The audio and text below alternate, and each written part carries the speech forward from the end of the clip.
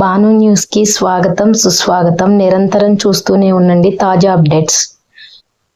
పామరు పోలీసులపై పేర్నేని నాని ఆగ్రహం. వార్తలు చదువుతున్నది దివ్య. పామరు పోలీసులు కావాలనే అమాయకులపై అక్రమ కేసులు బకాయిస్తున్నారని మాజీ మంత్రి పేర్నేని నాని మండిపడ్డారు. పామరులో శనివారం ఆయన మీడియాతో మాట్లాడారు. సుప్రియ అనే విద్యార్థిని అరెస్టును తీవ్రంగా ఖండించారు. నియోజకవర్గంలో పేకాట్ శిబిరాలు యథేచ్ఛగా సాగుతున్నా పట్టించుకొని పోలీసులు కేవలం వైసీపీ కార్యకర్తలను లక్ష్యంగా చేస్తున్నారని వేధిస్తున్నారని విమర్శించారు.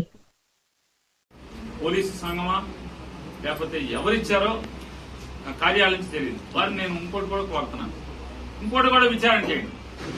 ఇప్పుడు 108 డ్రైవర్ దగ్గర కూడా స్టేట్మెంట్ తీసుకున్నారు కదా స్టాఫ్ దగ్గర, మీరు అలాగే ఇంకోటి కూడా చేయండి. ఆశ్రమం దగ్గరలో ఈ మధ్య 16 మందిని పేకాట పట్టుకుంటే, కోడి పందెం పేకాట 2 జరుగుతుంటే పట్టుకుంటే 1,60,000 వసూలు చేశారని చెప్పని అల్లరగా ఉంది ఆశ్రమం ఏరియా అంతా కూడా. రామారావు బొమ్మ దగ్గర చుట్టూ అంతా జరిగిందా జరగలేదా? అలాగే పెదపారుపూడి మండలం దోసపాడు శివారులో ప్లాస్టిక్ కప్పులు, ప్లాస్టిక్ గ్లాసులు, ప్లాస్టిక్ పాత్రలు తయారు చేసేటువంటి ఒక ఫ్యాక్టరీ ఉందంట. మన సంక్రాంతికి అక్కడ 3 రోజులు రంజుగా పేకాట జరిగిందని చెప్తున్నారు. రంజుగా పేకాట జరిగిందంట. అదే దాంట్లో పర్మనెంట్ గా పేకాట పెట్టాకి మీరు ఇప్పుడు నేను చెప్పినటువంటి పేర్లు ఉన్నారు కదా, కింద వాళ్ళు లేదులేండి, పయ్యోళ్ళు అందులో పైన అసలు నెంబర్ 1 3 నక్షత్రాలు కాదు, 2 కాదు, 3 కాదు, 2 కాదు, 3 ఉంటాయా? చదువు చిన్నప్పుడు నీకులాగా మేము మనం చదివించినట్టు నన్ను కూడా చదువుకోమన్నప్పుడు చదువుకుంటే బాగుండేది, చదువుకోక సరిగ్గా. సరే 3 నక్షత్రాలు ఉంటాయి మా మాధ్యమంలో, 3 నక్షత్రాలు ఉన్నాయన. ఏలూరు నుంచి కొంతమంది నిర్వాహకులు వస్తే వారితో అంతా చెక్ చేసే బాధ్యత నాది, మరి నన్ను తిట్టద్దు, మిమ్మల్ని కూడా చెక్ చేస్తానని చెప్పాంట, బయటికి రాకుండా. 3 సుక్లైన్ కైలాని గారితో మనకి దరిద్రం ఉంది, పెంట ఆడి పెడతాడు.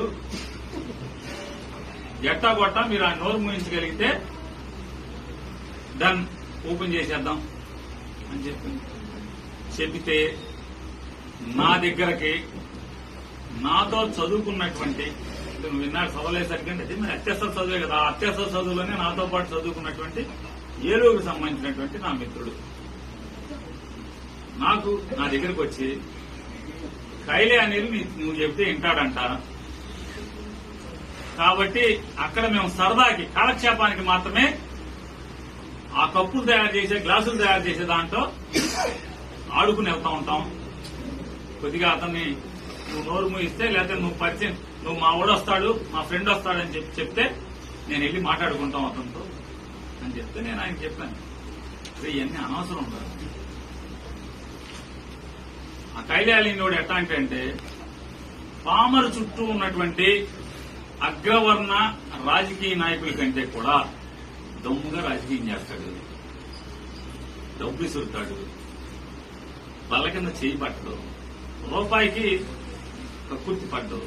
అనవసరం రా బాబా, నీకు అనవసరం. నేను ఫోన్ చేసినా కూడా మేము దాన్ని చివరికి నన్ను బ్రోకరం చేస్తున్నావు, నువ్వు నీతో పాటు నేను చదువుకున్న కర్మకి నన్ను బ్రోకరం చేద్దాం అనుకున్నావు, నువ్వు వద్దుగా సావాసం చేయకపోతే నీకు నాకు కూడా అది ఇనే రకం కాదు, పోండి అని చెప్తాను. కాదు ఏదో నువ్వు మాట్లాడాను, ఈ బోకర్ వ్యాపారం నేను చేయలేను, మీరన్నా మాట్లాడుకుంటే సరాసరి మాట్లాడుకోండి, అనిల్ మీద నా అభిప్రాయం నాకు ఇదే అని చెప్పాను. దీని మీద వాస్తవాలు చూసుకోండి, ఒకసారి చూసుకొని ఏం జరుగుతుందో.